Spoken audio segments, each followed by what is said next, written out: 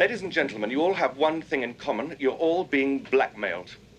For some considerable time, all of you have been paying what you can afford, and in some cases more than you can afford, to someone who threatens to expose you. And none of you know who's blackmailing you, do you? Oh, please, I've never heard anything so ridiculous. I mean, nobody could blackmail me. My life is an open book. I've never done anything wrong. Anybody else wish to deny it?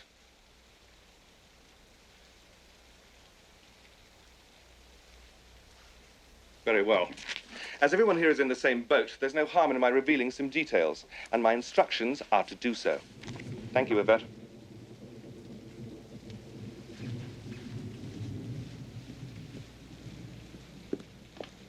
Don't you think you might spare us this humiliation? I'm sorry. Professor Plum, you were once a professor of psychiatry, specializing in helping paranoid and homicidal lunatics suffering from delusions of grandeur. Yes, but now I work for the United Nations. So your work has not changed. But you don't practice medicine at the UN. His license to practice has been lifted, correct? Why? What did he do? You know what doctors aren't allowed to do with their lady patients? Yeah? Well, he did. Oh, how disgusting. Are you making moral judgments, Mrs. Peacock? How then do you justify taking bribes in return for delivering your husband, Senator Peacock's vote to certain lobbyists? My husband is a paid consultant. There is nothing wrong with that. Not if it's publicly declared, perhaps. But if the payment is delivered by slipping used greenbacks in plain envelopes under the door of the men's room, how would you describe that transaction? I'd say it stinks. Oh, how would you know? When were you in that men's room? So it's true. No, it's a vicious lie. I'm sure we're all glad to hear that. But you've been paying blackmail for over a year now to keep that story out of the papers. Well, I am willing to believe you. I, too, am being blackmailed for something I didn't do. Me too. And me. Not me. You're not being blackmailed? Oh, I'm being blackmailed, all right. But I did what I'm being blackmailed for. What did you do? Well, to be perfectly frank, I run a specialized hotel and a telephone service which provide gentlemen with the company of a young lady for a short while. Oh, yeah? What's the phone number? So how did you know Colonel Mustard works in Washington? Is he one of your clients? Certainly not. I was asking Miss Scarlett. Well, you tell him it's not true. It's not true. Is that true? No, it's not true. Ha-ha! So it is true. A double negative. Double negative? You mean you have photographs? That sounds like a confession to me. In fact, the double negative has led to proof positive. I'm afraid you gave yourself away. Are you trying to make me look stupid in front of the other guests? Don't need any help from me, sir. That's right. But seriously, I don't see what's so terrible about Colonel Mustard visiting a house of ill fame. Most soldiers do, don't they? Oh, please. But he holds a sensitive security post in the Pentagon. And, Colonel, you drive a very expensive car for someone who lives on a colonel's pay. I don't. I came into money during the war when I lost my mommy and daddy. Mrs. White, you've been paying our friend the blackmailer ever since your husband died under, shall we say, mysterious circumstances. Why is that funny? I see. That's why he was lying on his back in his coffin. I didn't kill him. Then why are you paying the blackmailer?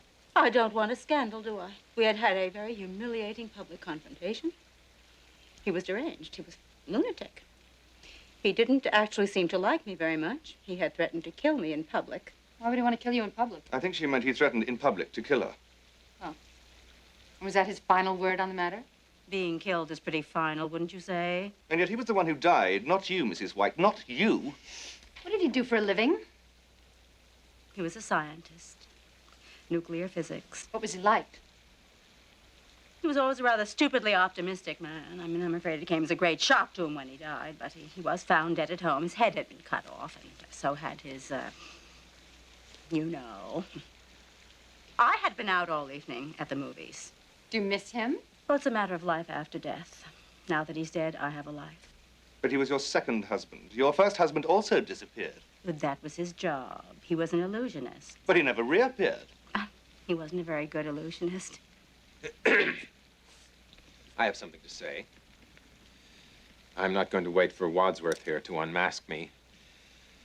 I work for the State Department, and I'm a homosexual. I feel no personal shame or guilt about this, but I must keep it a secret or I will lose my job on security grounds.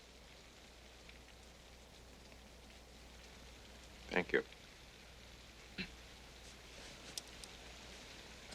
Well, it just leaves Mr. Body. What's your little secret? His secret? Oh, hadn't you guessed? He's the one who's blackmailing you all. You bastards! Come on, don't do anything rough. Put him up. Put him no!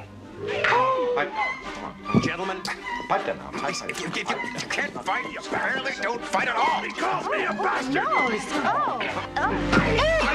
Is that necessary, Mrs. Pike? Wait! The police are coming! Oh, no, my career is a very sensitive. Listen! Blackmail depends on secrecy. You've all admitted how he's been able to blackmail you. All you have to do is tell the police he'll be convicted and your troubles will be over. It's not so easy. You'll never tell the police. Then I shall. I have evidence in my possession, and this conversation is being tape recorded. Point of order. Tape recordings are not admissible evidence. Ladies and gentlemen, the police will be here in about 45 minutes. Tell them the truth, and Mr. Body will be behind bars. Where are you going this time? I think I can help them make up their minds. Can I just get my little bag from